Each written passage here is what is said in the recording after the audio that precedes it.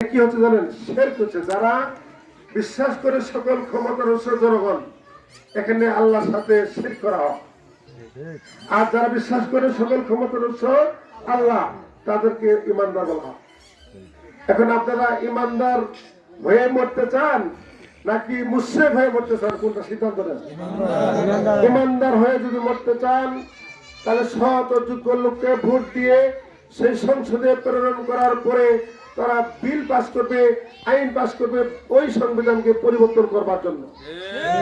তাহলে আমাদের ভোটে যিনি নির্বাচিত হয়ে ওই সংবিধান সংশোধন করবেন, যে সব হবে এই সকল সব আমরা অংশীদারিত্ব হব।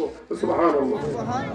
পরকালে এটা কোথায় আছে? সূরা নিসার 85 নম্বর আয়াতে আছে যে যে ব্যক্তি সব মানুষকে সমর্থন জানিয়ে সংসদে, ইউনিয়ন পরিষদে মেম্বারে, চেয়ারম্যান করবে, তারা জনগণের জন্য জনকল্যাণমূলক উন্নয়ন কাজ করবে, করাতে যে সব হবে এই সব তার আমলনামা জমা হবে। পরকালে আল্লাহ বান্দাকে বলবে যে এই সবটা তো, এই সবের পাহাড় তো, এই সবের পাহাড় তোমার। তখন বান্দা বলবে, আল্লাহ গো, আমি তো একটু সব কামাই করি নাই। তখন আল্লাহ জবাব দিবে, দেখ এমন এক লোককে ভোট দিছিলি, ভোট দেওয়ার পরে এখানে কোরআনের আইন বাস্তবায়ন করার পরে জেনার আইন পাস করেছে। আর সানিয়াত সানি ফাজলিদু কুল্লা ওয়াহিদুম মিনহুমা মিয়াত চালদা, যে পুরুষ এবং মহিলা যদি জেনা করে তাদেরকে 100 দোরা মারো। এই যে আইন বিচার করার পরে, তার বিল পাস করার পরে সমাজে জেনা বিচার দূরীভূত হয়েছে। এই যে সওয়াবের পাহাড়, এটা তো আবার বলবে আল্লাহ এই এই সবের পাহাড়টা তোর, আল্লাহ এটা কিসের সব? তখন আল্লাহ বলবে যে আল্লাহর পক্ষ থেকে ফয়সালা এসেছে, যারা পুরুষ এবং মহিলা চুরি করে তাদের হাত কেটে দাও।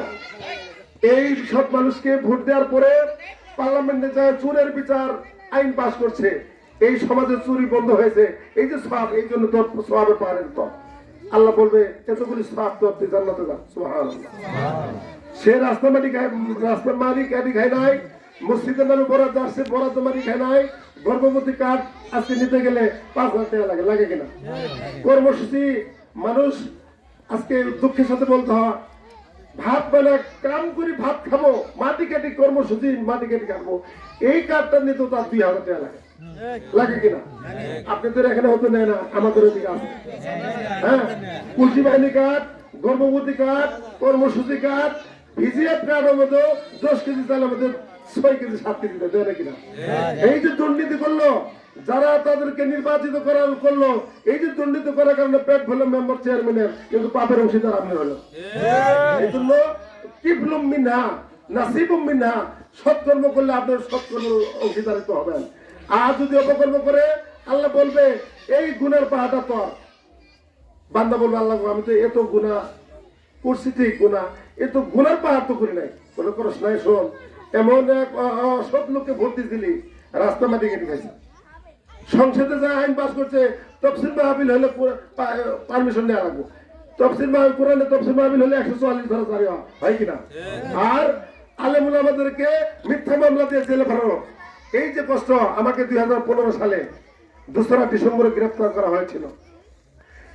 রিমান্ডের নামে চুরি বিড়ি পড়ায় থানা এনেছিল। আমি কি অপরাধ করেছিলাম আপনাদের? আমি বলেছি আপনাদের আত্মীয় সূত্রে কারো ভাসতে কারো নাতি, আমি কি অপরাধ করেছিলাম আমাকে এই রিমান্ডে নিয়ে জেলখানা ভরে রাখা হয়েছিল? আমাদের পরে নির্দোষ খালাস পেয়েছি।